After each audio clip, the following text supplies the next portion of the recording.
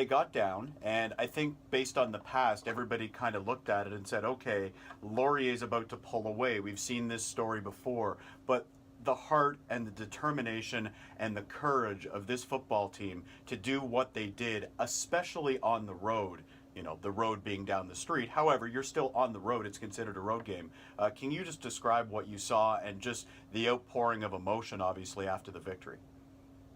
Yeah, I think that's a good point, by the way, is it did kind of look like it might get away from the Warriors. And even last year, when both teams were unbeaten and ranked nationally when they had the Battle of Waterloo at Warrior Field, the Warriors stuck with the Golden Hawks through most of the first half, but 2 touchdowns really within the last 45 seconds of the half. And all of a sudden, the Warriors found themselves losing that game, by almost 50 points. I think it was another year experience difference. I think that was the big thing. There was no panic for the Warriors this year, and it's still a young team, but not as young as it was a year ago. And you mentioned kind of the emotion. There was a really large alumni section from Waterloo.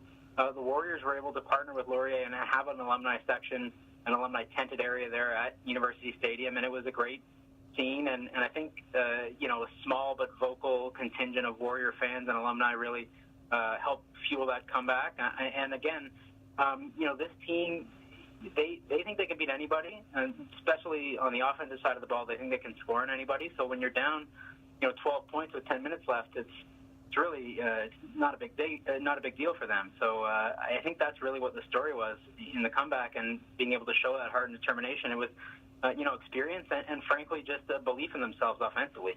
Dion Pellerin scored the touchdown to bring it within a couple of points, and then it was Trey Ford to Tyler Tarnowski over 80 yards. You said it perfectly, Adam, in the recap that you wrote for the Waterloo Warriors website, athletics.uwaterloo.ca. You called it 12 seconds to glory, and everybody has been waiting 16 years for this victory. You couldn't have summed it up better. 12 seconds, maybe changing the face of this program. Chris Bertoia has talked for a long time about needing to beat a team that is considered to be one of the upper tier, upper echelon teams, whether that be Laurier, McMaster, or the Western Mustangs, and that's exactly what they did, and those 12 seconds will be remembered for a very, very long time.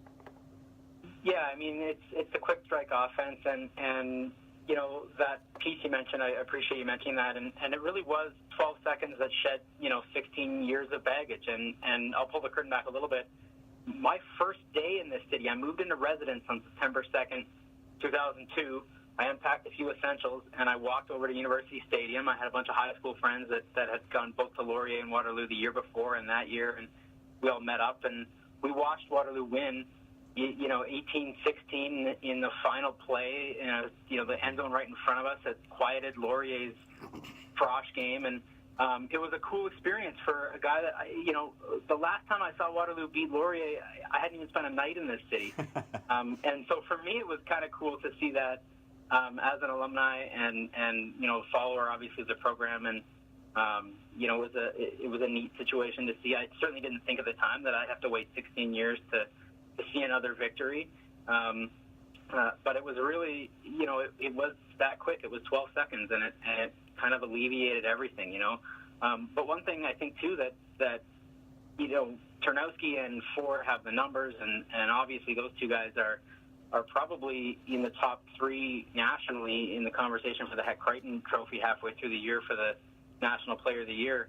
The one thing though that I think we should really remember is after that play and the Warriors were up, they had 2 defensive stops that were key, and Laurier's offense really had moved the ball well all afternoon, and Laurier's offense is one of the best in the nation, and the Warriors' defense really stood up. They forced a turnover on downs initially where it looked like Tristan Arndt was going to scramble for a first down on 3rd and long after losing some yardage, and the Warriors were able to prevent him from getting the first down, and then again they were able to kind of play prevent defense and run out the clock before they could get into Nathan Measure's field goal range at the end. So the defense, I think, beyond those 12 seconds, the defense really stood strong in that final 2 minutes and change. And slowing down those weapons. You mentioned Tristan Arndt, who's the Golden Hawks quarterback. Lavondre Gordon, an outstanding running back, perhaps one of the best in the league. Curly Gittens Jr., a receiver with the Golden Hawks, who was the MVP in OUA football last year. Waterloo, you're right. For as much as we've talked about the offense and all the different weapons that they've got, whether it be Mitch Kernick or Dion Pellerin, Tyler Ternowski, just to name a few of the guys, the defense has really started to take it to the next level, and it's led a lot by Curtis Gray, who is a local player from Resurrection High School in Kitchener. Jack Hinsberger, another kid that comes to mind right away. He's a rookie in the OUA, and he's playing, big minutes in big situations for the Warriors this year. Who do you look at on the defense? Obviously those two kind of come to mind for me right away, but they've grown so much as a defense over the last 2-3 years since Chris Bertoya took over. Yeah, I think it begins and ends with the linebacking core. You mentioned Curtis Gray, and Michael Reed's another one out of Sault Ste. Marie. Both of those guys in their third year. Just tremendous, communicators, and tremendous, as far as the field vision goes. And of course, the Hinsberger brothers, both of them. Devin had a great game too against Laurier. Devin Hinsberger, the older brother of Jack, and I think Jack is certainly in the running for OUA Rookie of the Year, maybe even, and definitely a spot on the All-Rookie team. Beyond that, though, I hate to keep bringing up the Ford name, but how about Trey's twin, Tyrell? Tyrell Ford, yeah, for sure. Doesn't have an interception in his OUA career yet, and a lot of people look to that number and that number alone when you look at defensive backs, but realistically, it's because he doesn't get thrown to that often. Chris Bertoya told me even last year, everybody's talking about Trey, they think Tyrell probably could have played Division I football in the States. They feel like it's an 11-on-11 field when they have him lining up on the boundary side at cornerback, because they feel like they can shut down the opposition's best receiver. 2 weeks ago, even though the Warriors lost to Carleton, they shut down Phil Iloki. Yesterday, Curly Gittens Jr. got his catches, but Michael Faltz had to move him around and get him away from Tyrell Ford, and Tyrell Ford had 3 huge pass breakups. I believe all, with targets for Gittens Jr. He's tremendous. He's a blanket out there, and I think he's a big part of the reason as well. It allows those linebackers more time to get to the quarterback. The quarterback can get the ball out if nobody's open.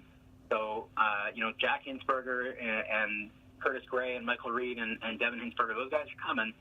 And if quarterbacks can't get the ball out because of the coverage downfield, that's going to spell a lot of 2-and-outs for Warriors opponents. And I think that's kind of where they're driving to. They're stopping the run really well right now. It'll be interesting to see how they do, in the run game against Western, who's habitually, the best run team in the nation.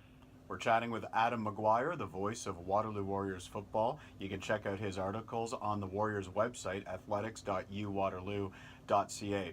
Some people have called this a program-changing victory. Simple statement. What's your opinion? Do you agree or disagree with that, Adam? Yeah, I think for a lot of people outside of the program, and even for me, I use that term even in the game recap that I wrote that you mentioned, and it is that. But I think internally, I think it's more of a program affirmation for the guys in that locker room. They think they've changed it. They think they changed this program 18 months or 2 years ago, really. Right. Chris Bertoya thinks he changed it when he got hired, and effectively he did. He didn't have a win in his first 2 seasons, but even the recruiting classes during those seasons were getting better and better, and the pitch to come to Waterloo for some of these outstanding athletes was getting better and better. And at Western, when Chris Bertoya was the recruiting coordinator there, you recruit on your record. At Waterloo, it's a different beast altogether, and he was still able to land the talent. I think for the people inside that locker room and the people around the program, I don't think this is a program changing win that we think it is. I think we think it's that way because it's the first time that Waterloo's beaten a big program like this. Yeah. But I think they just think, this is what we've expected. This is what we've kind of been telling you we're going to do, and here we are doing it. It's funny. I've been doing this media jobbing, this, for a very long time. I started locally at the TV station in 2004, and there are things that I have not covered. A Waterloo Warriors victory over Laurier in the Battle of Waterloo, and a Waterloo Warriors playoff game. And it looks like, And let's not get ahead of ourselves because there's still 4 games to go. But it looks like both of those things are going to happen this year. And from a personal perspective, and I know you feel this way too, I'm really happy for Coach Bertoya because he has invested a lot of time and energy. You're right, it's a different recruiting style, but there is nobody more passionate about Waterloo Warriors football. Interviewing this guy, he is a bouncing ball of energy who bleeds black and gold, and it sounds really cliche, but if you have an opportunity to speak to Chris Bertoya, you will just hear and see the passion in his voice, and it's just great to see good people rewarded, and that's sort of what I feel Saturday was in a number of senses. It's not all about Coach Bertoya, obviously. It's about the team and it's about the program getting the victory, but to see the picture of Chris Bertoya with the smile on his face, that's good stuff, and that's what sports is about, right, Adam? Oh, absolutely, yeah. And you know, you're right. It does sound cliche, and even Coach Bertoya speaks a lot in kind of those coach idioms, and Yep. you know, always learning and always winning. And but that's who he is as a person. That's really who he is. He's what you see with him is what you get with him. You know, on the field, off the field, in his office, wherever. And you know, he's well liked by the players. He's well liked by the community and the alumni. And you're right, he does lead black and gold. For more highlights, visit our website, 519sportsonline.ca. Be sure to subscribe to our YouTube channel and follow us on Facebook, Instagram, and Twitter.